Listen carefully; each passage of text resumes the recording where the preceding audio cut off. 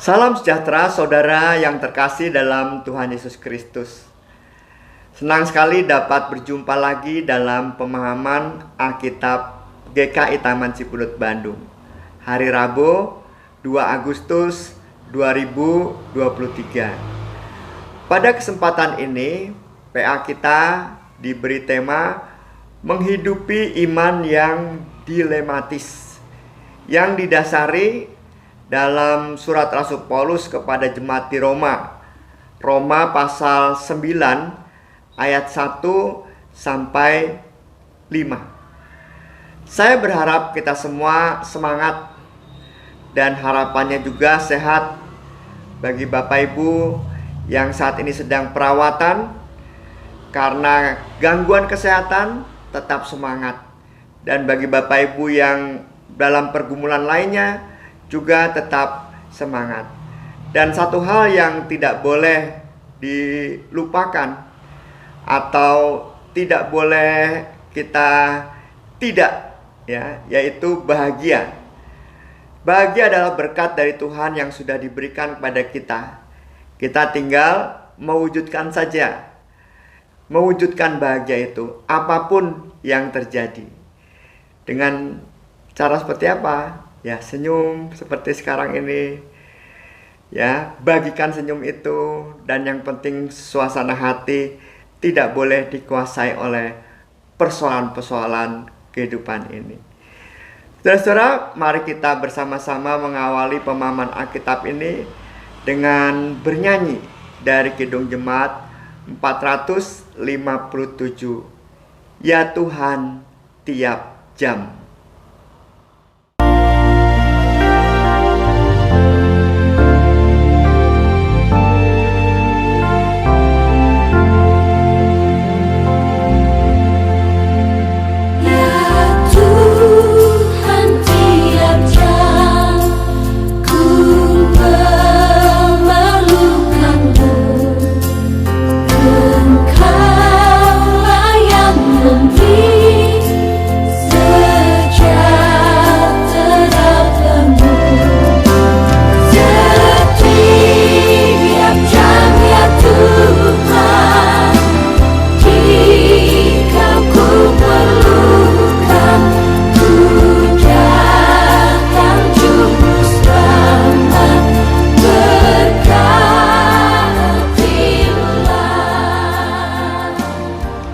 Mari saudara kita bersatu dalam doa.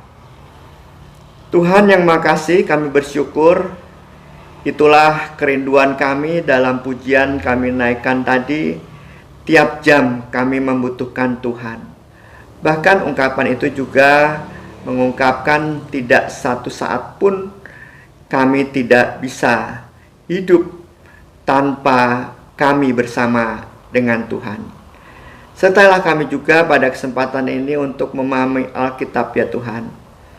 Biarlah kuasa Roh Kudus menuntun pikiran dan hati kami untuk ikut bergumul dengan firman Tuhan melalui surat Rasul Paulus kepada jemaat di Roma. Memahami bagaimana Rasul Paulus berada dalam dilema dalam kehidupan berimannya. Biarlah kami selami dilema keimanan Rasul Paulus dan kami maknai dalam kehidupan kami sehari-hari saat ini. Kami serahkan doa kami ini ke dalam tangan kasih Tuhan Yesus Kristus. Amin. Saudara, mari kita membuka Alkitab kita. Kita melihat kitab surat Rasul Paulus dari Roma pasal 9 ayat 1 sampai 5. Aku mengatakan kebenaran dalam Kristus. Aku tidak berdusta. Hati murniku turut bersaksi dalam Roh Kudus bahwa aku sangat berduka cita dan selalu bersedih hati. Bahkan aku mau terkutuk dan terpisah dari Kristus demi saudara-saudaraku kaum sebangsaku secara jasmani. Sebab mereka adalah orang Israel, Mereka telah diangkat menjadi anak dan mereka telah menerima kemuliaan. Perjanjian-perjanjian, hukum Taurat, ibadah, dan janji-janji. Mereka adalah keturunan bapa-bapa leluhur yang menurunkan Mesias secara jasmani, yang ada di atas segala sesuatu. Dialah Allah yang harus dipuji sampai selama-lamanya. Amin. Saudara-saudara yang terkasih dalam Tuhan Yesus Kristus, sebelum kita memaknai Roma pasal 9 ayat 1-5, kita lihat dulu beberapa informasi yang perlu kita ketahui. Yang pertama adalah berkaitan dengan tema iman yang dilematis. Kata iman yang dilematis ini diambil dari suasana hati Rasul Paulus yang sedang sedih. Dikatakan di sana, aku mengatakan kebenaran dalam Kristus, aku tidak berdusta, hati nuraniku turut bersaksi dalam Roh Kudus bahwa aku sangat berduka cita dan selalu bersedih hati. Jadi Rasul Paulus berduka cita, bersedih hati, dan kemudian dilanjutkan dengan kalimat doa yang seperti ini. Bahkan aku mau terkutuk dan terpisah dari Kristus demi saudara-saudaraku, kaum sebangsaku secara jasmani. Jadi ada latar belakang. Rasul Paulus ini gemes. Rasul Paulus ini memperingatkan orang-orang sebangsanya yang masih menolak Kristus agar mereka bisa menerima Kristus. Karena bagi Rasul Paulus, iman percaya kepada Kristus itulah yang menyelamatkan. Sehingga ia membayangkan bahwa orang-orang sebangsanya yang belum menerima Kristus atau masih menolak Kristus pasti tidak selamat. Karena keselamatan hanya melalui iman percaya kepada Kristus. Tapi di sisi yang lain, Rasul Paulus merenungkan, masa sih gitu, orang-orang sebangsanya ini, orang-orang Yahudi, itu kan bangsa yang dipilih oleh Allah sendiri. Melalui Abraham, diberi janji-janji, keturunannya menjadi banyak dan menjadi berkat. Masa gitu, sebagai anak-anak Abraham, sebagai umat yang dipilih Allah, tidak diselamatkan oleh Allah, sekalipun mereka masih menolak Kristus. Nah, ini dilemanya di sini. Sehingga Rasul Paulus coba menaikkan permohonan doa seperti yang saya bacakan tadi ya. Jadi dikatakan kepada jemaat Kristen pada waktu itu, jemaat Kristen ini yang dimaksud adalah orang Kristen Yahudi yang sudah menerima Kristus dan juga orang yang non-Yahudi, orang Kristen ya. Pergumulan iman ini diungkapkan gitu. Ya, kalau bisa tetaplah saudara-saudaraku sebangsaku itu yang masih menolak Kristus tetap diselamatkan. Bahkan aku berani mempertaruhkan diriku menjadi terkutuk ya, dan aku dipisahkan dari Kristus demi saudara-saudaraku yang masih menolak Kristus itu diselamatkan. Itu yang pertama, informasi tentang dilematisnya iman Rasul Paulus. Yang kedua, saudara, banyak ahli mengaitkan kisah iman yang dilematis dari Rasul Paulus dalam Roma 9 ayat 1-5 ini dengan kisah keluaran bangsa Israel dalam kitab Keluaran pasal 32 sampai 34. Nah, karena ini ada keterkaitannya, saya mengajak saudara untuk membaca kitab Keluaran 32 sampai 34 secara kilat ya, ngebut banget ya. Saya akan setel lagu, saya jeda. Nah, Bapak Ibu Saudara bisa membuka Keluaran pasal 32 sampai 34, dibaca secepat mungkin ya. Atau nanti kalau saya sudah menjelaskan, Bapak Ibu Saudara bisa membacanya. di waktu yang lain. Yuk kita baca Keluaran 32 sampai 34.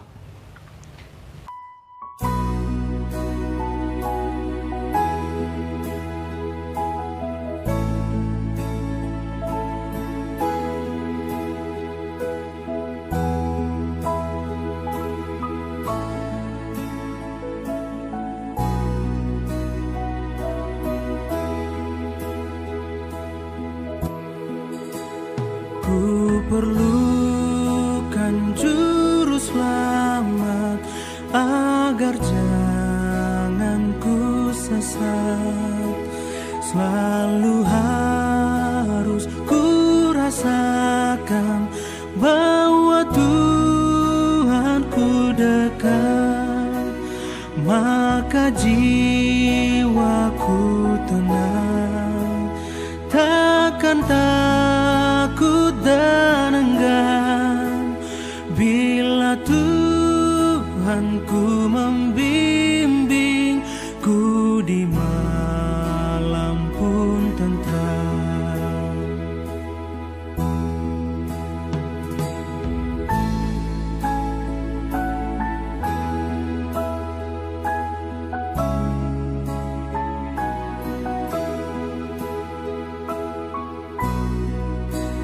Ku perlukan juru selamat karena imanku lemah. Hiburannya mengatakan sungguh tiada bandingnya, maka jiwaku tenang, takkan takut dan enggan bila Tuhanku membimbingku di malam pun tentram.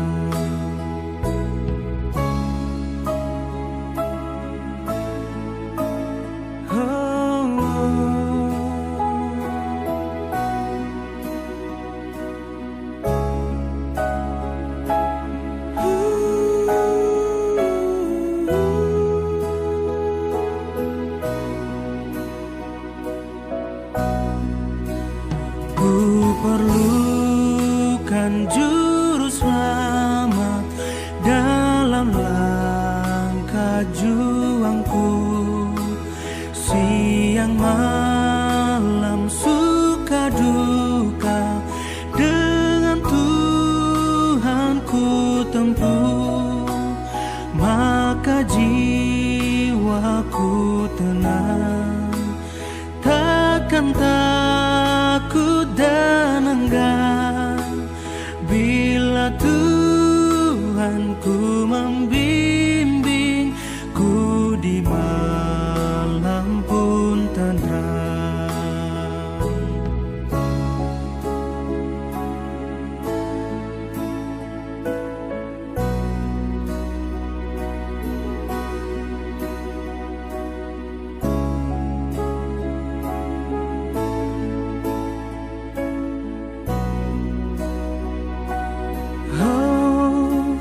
Ku perlukan juru selamat agar ku dibimbingnya melintasi arus Yordan ke negeri bahagia, maka jiwaku tenang, takkan takut dan enggan bila Tuhanku membimbingku di malam pun tentram.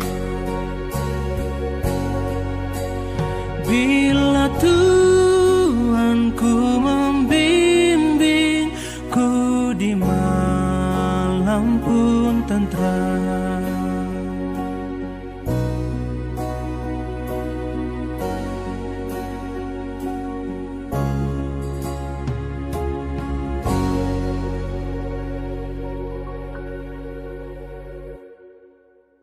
Saudara-saudara yang terkasih dalam Tuhan Yesus Kristus, mudah-mudahan cukup jauh saudara membaca Keluaran 32 sampai 34. Saya akan singkat ya, garis bawahi hal-hal yang penting. Ceritanya Keluaran 32 sampai 34 itu Allah marah, murka ya kepada bangsa Israel yang tegak tengkuk karena mereka membangun patung lembu emas ya, dan mereka menyembahnya. Kita bisa lihat dalam Keluaran 32 ayat 1 sampai 6. Dan kemarahan Allah dicurahkan kepada Musa saat di atas Gunung Sinai, saat Musa menerima 10 perintah Allah. Yaitu kita bisa lihat dalam Keluaran pasal 32 ayat 7 sampai 14 ya. Endingnya nih singkat ya, kemarahan Allah itu mereda ya, kemarahan Allah setelah ada dialog dengan Musa, dan Allah menyesal atas malapetaka yang akan ditimpakan kepada umatnya karena keberdosaan umatnya itu. Nah, apa yang membuat Allah menyesal atas malapetaka yang mau ditimpakan kepada umat Israel karena umat Israel yang berdosa itu? Nah, kita bisa lihat dalam Keluaran 32 ayat 13. Musa berkata begini kepada Allah untuk melunakkan hati Allah. Kalau gampangnya mah membujuk Allah supaya jangan murka kepada umatnya, bangsa Israel yang menyembah lembu emas itu. Ini Musa masih belum tahu ya, masih di atas Gunung Sinai. Musa berkata demikian di ayat 13 Keluaran 32. Ingatlah kepada Abraham, Ishak, dan Israel, hamba-hambamu itu ya. Sebab kepada mereka engkau telah bersumpah demi dirimu sendiri dengan berfirman kepada mereka, aku akan membuat keturunanmu sebanyak bintang di langit. Dan perkataan selanjutnya gitu. Dan kemudian Musa mengatakan hal seperti ini kepada Allah ya, dikatakan dalam Keluaran 32 ayat 32. Jadi setelah Musa mengatakan itu kan, kamu telah berjanji sendiri kepada nenek moyang, masa sekarang kamu murka ya Allah gitu ya, karena keberdosaan umatmu. Masa kamu mau menyampaikan malapetaka kepada mereka mendatangkan? Bukankah mereka adalah umat yang telah kau pilih ya, dan kau telah berjanji kepada nenek moyang mereka bahwa kau akan menjadikan mereka sebagai bangsa yang besar, banyaknya seperti bintang di langit. Dan kemudian Musa mengatakan ini di ayat yang ke-32 Keluaran 32. Tetapi sekarang kiranya engkau mengampuni dosa mereka itu, dan jika tidak, hapuskanlah kiranya namaku dari kitab yang telah kau tulis. Jadi semacam kayak tawar-menawar gitu. Ampunilah mereka. Kalau tidak diampuni, tolong hapuskan namaku ya, nama Musa dari kitab yang telah kau tulis itu. Ya tadi, terus kemudian endingnya Allah ya sudah menerima ya apa yang disampaikan Musa kepada Allah. Allah tidak jadi menyampaikan malapetaka, murkanya kepada bangsa Israel. Kemudian kita berlanjut nih saudara.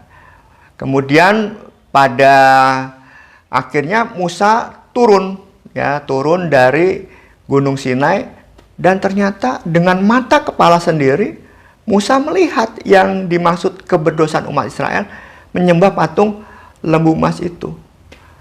Marah Musa, melempar 2 loh batu sebagai simbol perjanjian Allah dengan umat, dilempar gitu, seperti percuma ini ada perjanjian tetapi umat tetap berdosa gitu. Dilihat dengan mata kepala sendiri. Kemudian Musa naik lagi ke Gunung Sinai, dan Musa minta kepada Allah untuk umat Israel yang telah dilihat dengan mata kepalanya sendiri untuk diampuni dosanya. Jadi ini sesuatu yang penyesalan yang besar sekali dari Musa.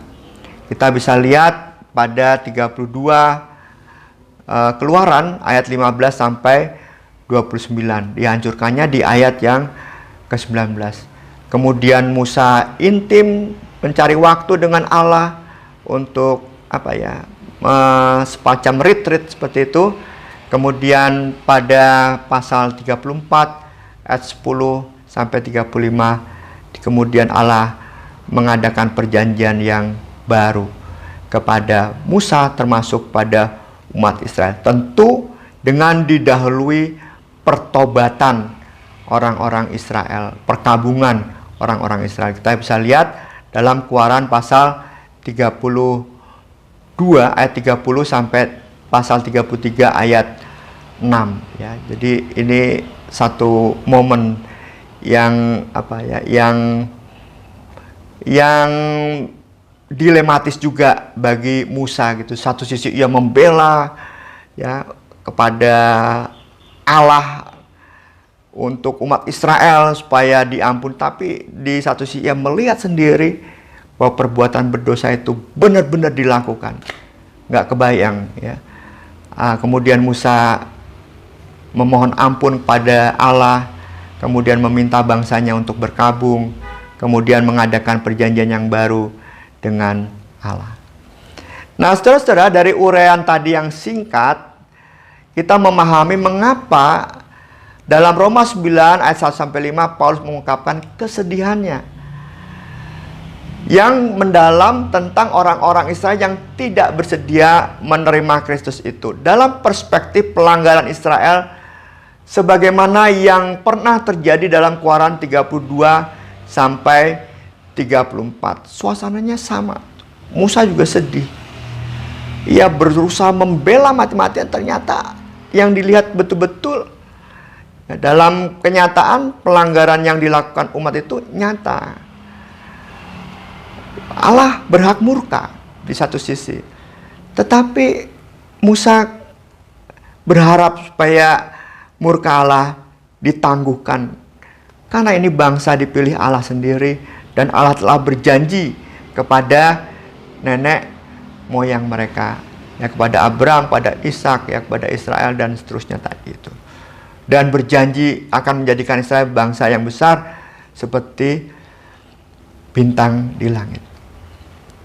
Dengan kata lain, Rasul Paulus memposisikan dirinya sebagai Musa di depan jemaat Kristus ketika mengatakan keprihatinannya terhadap orang-orang Yahudi yang masih menolak Kristus, sekaligus memohon kepada Allah supaya orang-orang Yahudi yang masih menolak Kristus ini diselamatkan, sekalipun mereka masih belum mau menerima Kristus. Kata Rasul Paulus, aku siap dikutuk dan dipisahkan ya dari Kristus supaya orang-orang sebangsanya ini menjadi diselamatkan oleh Tuhan.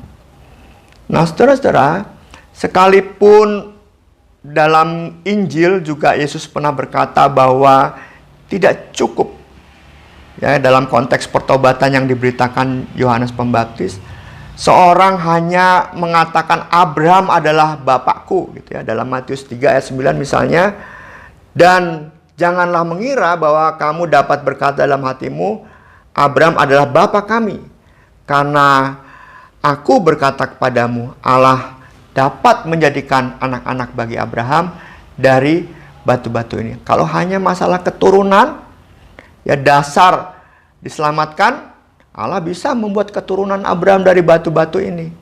Tetapi yang diberitakan pada saat pertobatan dan pembaptisan Yohanes Pembaptis oleh Yohanes Pembaptis adalah yang diperlukan Allah bukan hanya sekedar kamu keturunan Abraham, kamu diselamatkan, tetapi kamu percaya kepadanya. Artinya percaya, bertobat, menyambut utusan Kristus, utusan Allah sendiri ya, untuk kita membuka hati bertobat, artinya terarah kepada Allah atau menyambut pada Kristus. Nah, saudara, di tengah Hal seperti inilah Rasul Paulus memiliki doa yang sama juga seperti Musa, ya, dikatakan di ayat 4 sampai 6. 5. Sebab mereka adalah orang Israel, mereka telah diangkat menjadi anak, dan mereka telah menerima kemuliaan perjanjian-perjanjian hukum Taurat, ibadah, dan janji-janji. Mereka adalah keturunan bapa-bapa leluhur yang menurunkan Mesias secara jasmani, yang ada di atas segala sesuatu. Dialah Allah yang harus dipuji sampai selama-lamanya. Amin. Sama kan seperti yang disampaikan Musa. Pendek kata, Rasul Paulus juga mengatakan, masa sih Allah status mereka menjadi anak Abraham, umat terpilih, itu tidak engkau perhitungkan. Selamatkanlah mereka. Ini dilematis bagi Rasul Paulus pada waktu itu, ya saudara. Ya, di satu sisi percaya pada Kristus itu keselamatan. Di satu sisi Rasul Paulus memohon, tolonglah supaya umat sebangsaku ini jangan sampai tidak selamat. Pertimbangkanlah mereka sebagai keturunan Abraham, ya. Pertimbangkanlah janji Tuhan yang sudah diberikan, diucapkan, ya, demi namamu sendiri kepada nenek moyang, akan menjadikan mereka bangsa yang besar, seperti banyaknya bintang di langit dan pasir di laut, ya. Bahkan Rasul Paulus mengatakan dia berani terkutuk, ya, dan dipisahkan dari Kristus supaya bangsa yang sebangsanya ini yang belum menerima Kristus itu diselamatkan. Saya pernah punya pengalaman, saudara. Ada seorang ibu yang suaminya belum menjadi Kristen, ya, dan ketika suaminya meninggal dunia, dia mengungkapkan berulang-ulang, doakan ya Pak Pendeta supaya kami nanti berkumpul di surga, karena suami saya belum Kristen, gitu. Udah disuruh baptis dari dulu, bandel aja. Tapi suamiku itu ya mendukung kami ke gereja. Anak-anak juga didukung katekisasi. Suamiku juga kadang ke gereja. Ya dia juga nggak anti sih sama gereja, tapi ya itu belum mau percaya pada Kristus, belum mau dibaptis katanya. Tapi suamiku juga sering bantu-bantu kok Pak di gereja, memberikan sumbangan, diakonia, ini itu. Kadang juga ke masyarakat untuk berbuat baik seperti yang Kristus katakan, suamiku udah lakukan. Tapi ya itu, suamiku belum Kristen, ya. Suamiku belum mau dibaptis dan terusnya. Jadi istri ini seperti Rasul Paulus juga melakukan pembelaan, cuma ngomongnya kepada saya, bisa nggak kira-kira ia masuk surga juga? Intinya begitu, ketemu dengan kami nanti dikumpulkan. Sekalipun ia belum baptis, sekalipun ia belum Kristen. Seolah-olah sang istri sedang membela suaminya, ya. Tapi kan dia tidak menghalangi kami ke gereja. Anak-anak juga suruh katekisasi. Dia banyak membantu gereja, dia banyak berdiakonia, dia banyak berbuat baik, seperti pembelaan begitu, ya. Nah, jawab saya apa? Jawab saya kepada ibu ini, kasih Tuhan itu besar sekali. Tidak ada satu orang pun yang tidak dikasihinya. Saya hanya menjawab itu saja. Nah, saudara yang terkasih dalam Tuhan Yesus Kristus, tergambar, ya, dan bisa merasakan bagaimana dilema iman Rasul Paulus, juga dilema Musa, dan dilema seorang ibu yang di belakang barusan saya ceritakan tentang iman pada Kristus sesuai dengan konteks Roma pasal 9 ayat 1 sampai 5 ini. Nah, apa yang bisa kita petik dari PA hari ini? Tentu saja kegalauan Rasul Paulus ini bisa menjadi model keberimanan kita kepada Kristus di tengah keberagaman, khususnya di Indonesia ini. Kita harus yakin bahwa keselamatan itu memang anugerah Allah melalui iman kita kepada Tuhan Yesus Kristus. Itu udah nggak bisa ditawar. Bagi kita, keselamatan itu ialah melalui iman kita kepada Yesus Kristus. Anugerah keselamatan kita sambut dengan percaya, tidak bisa kita tawar. Tetapi dari firman Roma pasal 9 ayat 1 sampai ini, kegalauan Rasul Paulus itu menawarkan bahwa perayaan atas keselamatan itu tidak bisa berhenti pada keyakinan yang individualis tadi dan eksklusif gitu. Artinya individualis dan eksklusif, keyakinan itu dijadikan satu standar kepada semua orang, bahwa kalau kalian nggak begitu, ya percaya pada Kristus, ya kalian tidak selamat. Itu eksklusif dan individualis, terbatas kepada jalan kekristenan saja gitu. Sebab kenyataannya memang banyak orang Kristen yang memandang orang lain yang bukan Kristen ya bakalan nggak masuk surga gitu, sekalipun baiknya ya baik banget gitu ya, bahkan melebihi orang-orang Kristen.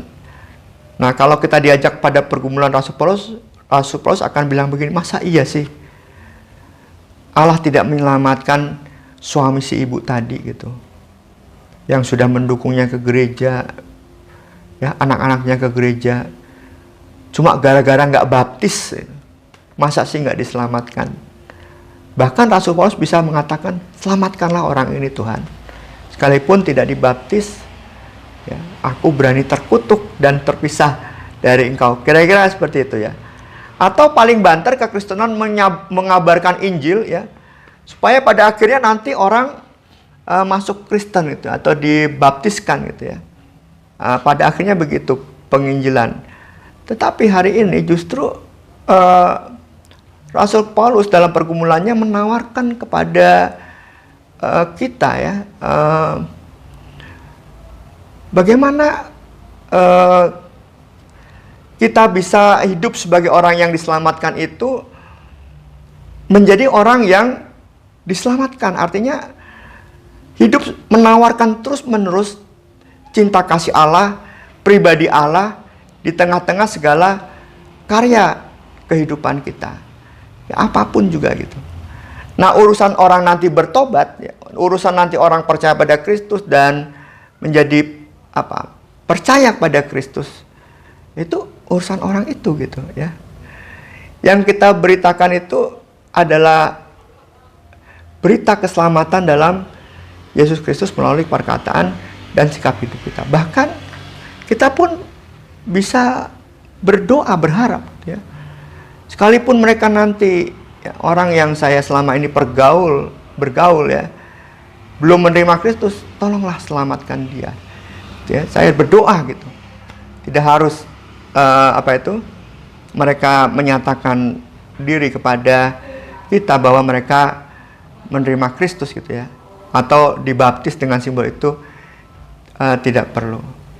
Apalagi ketika kita bisa ada di bulan merdeka, di bulan Agustus ini, di tengah-tengah kehidupan kita, di tengah-tengah bangsa ini ya, banyak orang yang berdiskusi tentang keimanan ya, keagamaan, macam-macam lah, saling menjelekkan satu dengan yang lain. Nah, kita diundang di tengah keberagaman ini tidak seperti itu ya. Justru kita bukan hanya sekedar menghargai orang beragama, bahkan kita bisa mendoakan orang yang beragama lain, berkeyakinan lain juga diselamatkan sekalipun mereka masih menolak Kristus.